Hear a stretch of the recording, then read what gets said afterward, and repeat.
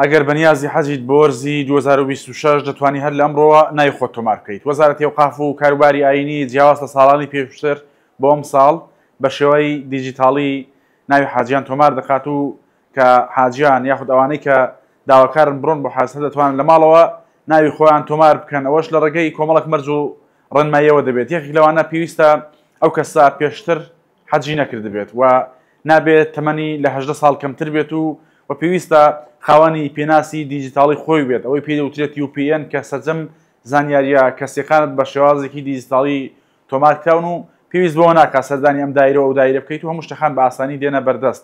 بۆ ئافرەتانەی کە بە تەنیا دەیانەوێت بڕۆن بۆ حەج نابێت تەمەنیان لە 45 ساڵ کەمتر بێت و ئەگەر کەس و کاری خۆیان لەگەڵک بێت باوک برا یاخود هاوسەر ئەوە 18 ساڵەکەش بێت ئاساییە.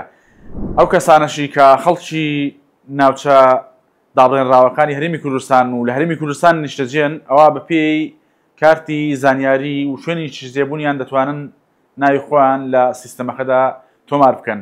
ئەوەی پێویستە بیزانیت تۆمارکردنی ناوی حاجیان تەنیا بۆ 1 ساڵە و بۆ ئەم ساڵە تیر و پشکیان بۆ دەکرێت. وردەکاری ئەم بابەتە هەیە دەتوانن لە 964.kRD زیاتری لەبارەوە بزانن.